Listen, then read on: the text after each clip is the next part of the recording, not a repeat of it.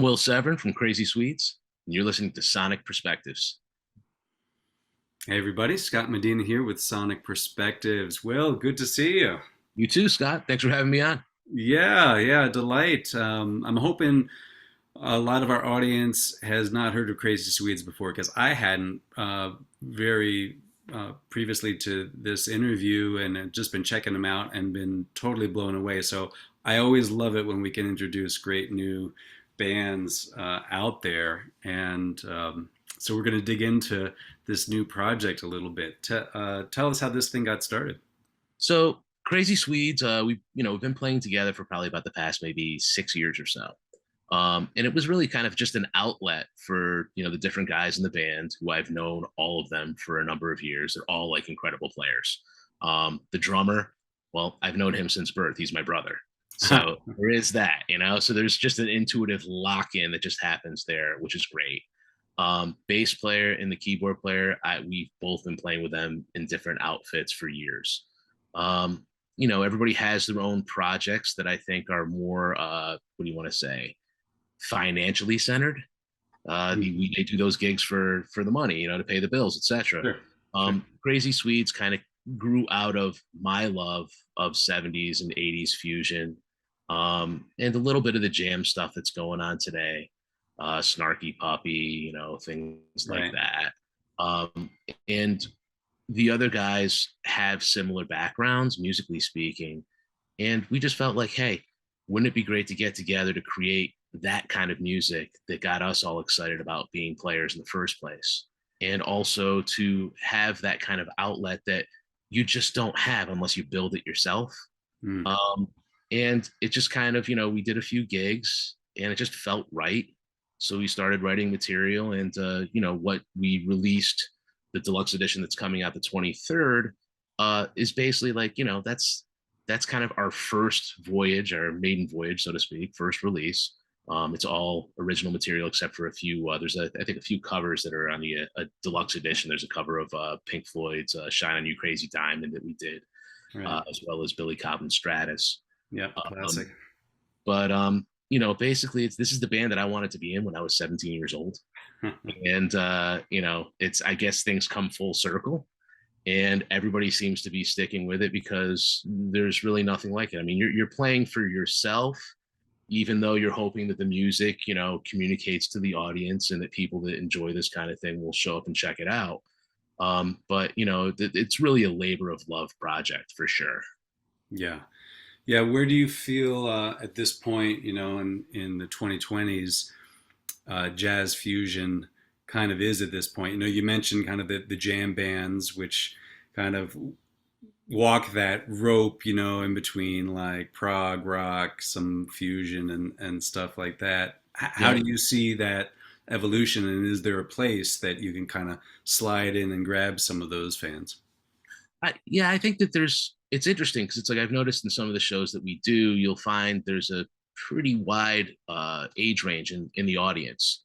So you'll find some, sure enough, like older cats that were around during like the 70s and 80s heyday, where that was something, whether it was like, hey, I remember going to see Dixie Dregs, or, Right. Adam Colesworth, I've seen him a number of times. I mean, even some of the older guys that are like, oh yeah, I remember actually seeing like, Chick Corea and Return to Forever or whatever it may be.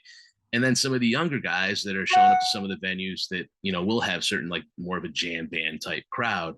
Mm. And for them, it's kind of like, I can relate to this because it has certain elements of that, but yet for them, it's like an introduction to older stuff that they weren't aware of. So it's kind of cool, man, because it's like you're kind of down the middle of that road where you're kind of bridging these different generations together. Yeah. And if you're into technical music, let's say, whether it's guitar, keyboards, bass, drums, I think you do a lot of these things, and you do shows where you're so proficient on your instrument, but yet you're only playing to maybe like 50-60% of your ability, if that, depending what the gig calls for. Whereas this is like, we're really pushing ourselves to kind of, how far can we go, so you're kind of walking that tightrope, and there's a lot of improvisation, so it's fun. Yeah. um but I think there's always a place for that sort of thing. I mean, we base the thing around like, solid writing as well. So it's not just playing for the sake of playing. I mean, there's certainly spurts of that, for no question, because it's part of what it is. But we've always been about like, hey, we need to make sure that the structure is something you can relate to, and that there's melodic content, there's hooks that kind of come around that can be somewhat memorable in their own way. So even though it's not necessarily vocal related, you're using your instrument to kind of communicate a same type of emotion. Hmm. So, Well, I just imagine it must be a thrill for your inner teenager to come back to the music that you loved earlier. I mean, it's been quite a journey with you being like lead singer on Infinite Spectrum and like a whole different genre for the most part, and also focusing on your vocal chops and everything. And now you're really digging into the six string big time. yeah, it's a nice change. um how I make my living is I produce commercials, corporate industrials. I've done some films, not only from the music side of things, but also from the actual like producing side of things. Mm, So I've always enjoyed variety in music, whether it's what style you're doing today, or what instrument, or is it vocal based, or is it orchestrally based? Because I'll do a lot of like orchestral scores as well. So for me, it's like it didn't feel like, I know for a lot of people it seems like a disconnect, but for me it just feels totally natural, because from week to week I never know what I'm going to be doing musically anyway. yeah. So I mean, my background is actually, believe it or not, in classical guitar. So I mean, that's a whole other thing, you know what I mean? So yeah, not too much of a disconnect, but I love music, period. So it doesn't really matter what it is. I mean, sure, there's certain things maybe I'm more drawn to, but the prog metal stuff, and being a lead vocalist has its own challenges, and I find it rewarding singing when you have like, when you can really hit it. And the same thing as a guitar player in a different kind of style and a different kind of genre. Yeah.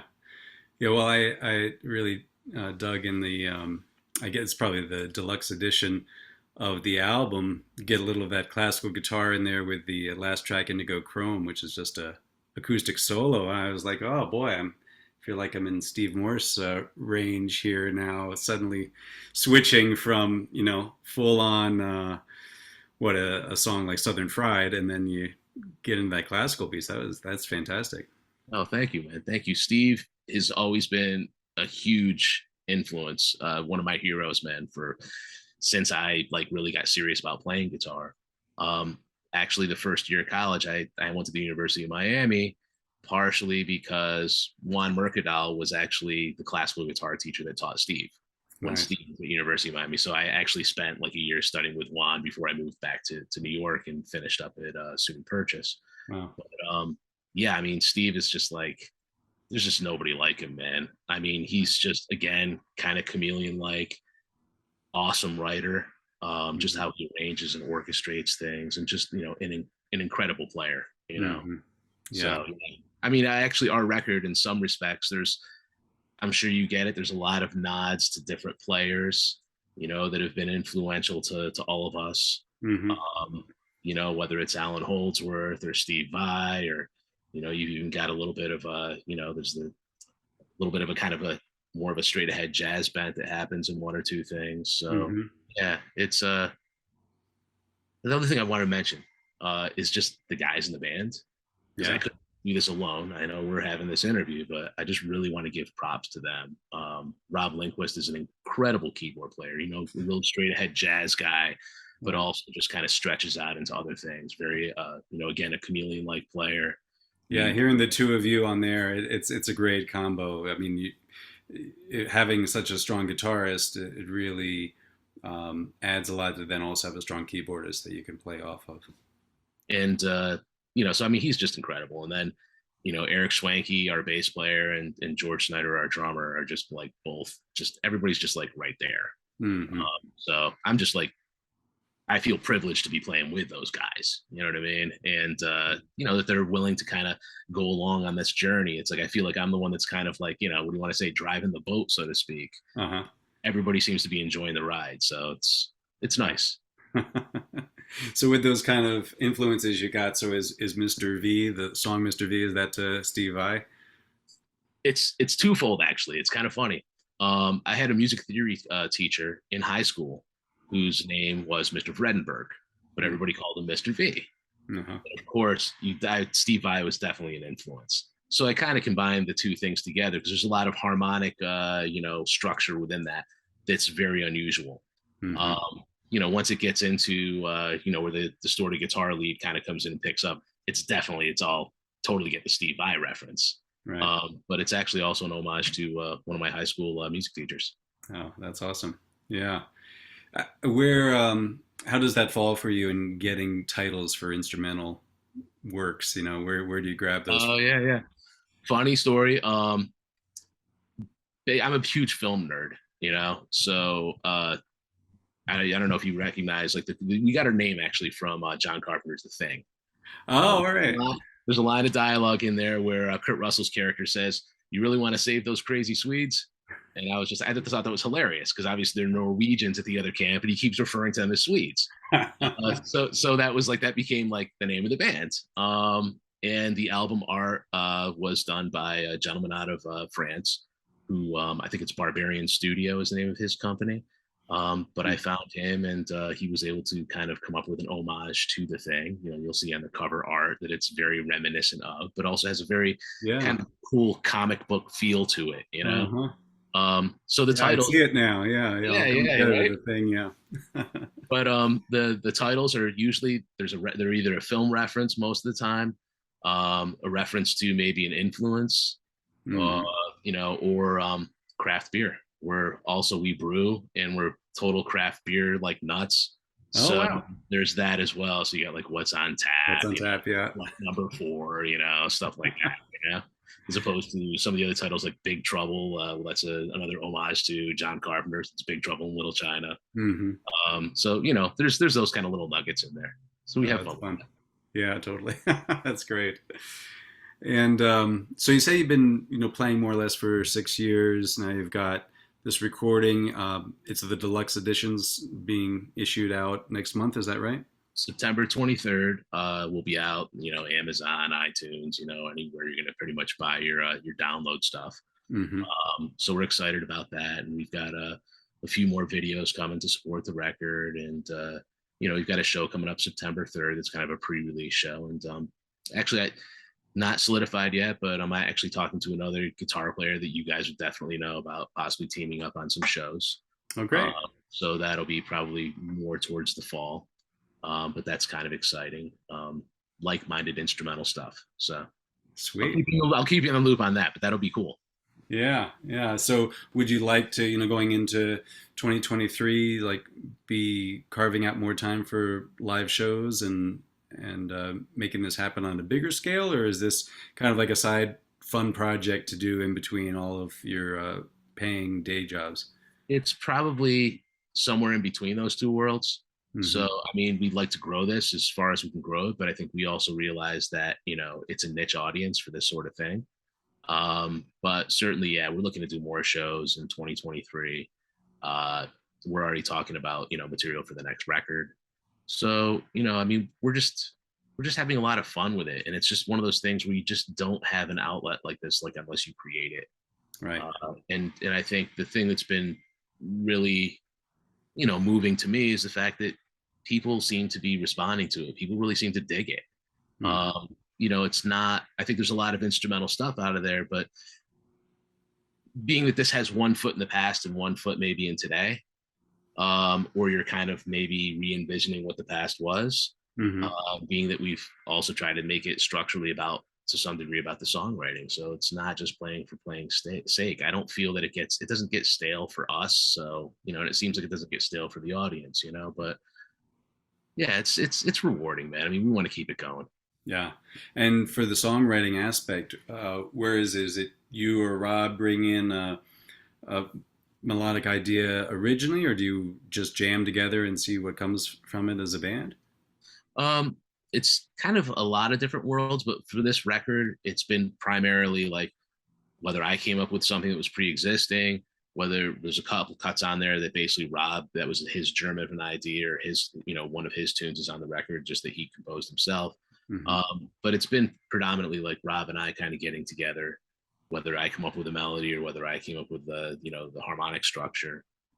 So Rob's a pleasure to work with, you know what I mean? Just because I think that he'll pull me in directions that maybe I didn't think to go. And I think sometimes, Rob's, I think, more, what do you want to say, from the school, the jazz school. And it's like, well, this is what you should be doing. Mm-hmm. Whereas sometimes I'll do something that's melodically like, well, that note's not quite in the chord, but he's like, yeah, but you're right, dude, it sounds good. So, so there's like kind of that push and pull that I think is kind of makes for, an interesting result, because you have people from different backgrounds and different philosophies, you know what I mean? So, but yeah, usually it's like Rob and I kind of working our things out. Sometimes I'll bring something to the table, sometimes he will. And then, of course, the other guys always have their input. Eric might come up with a section himself, and George might be like, I think this is the feel that we want to go with here. Why don't we shift this up here? So everybody kind of gets involved in the arranging as things kind of more come into focus to end up being what it is, Right, right. And when you're playing a live gig, I know you mentioned some, covers you throw in kind of to surprise the audience and go a different direction. What do you find they respond to the most?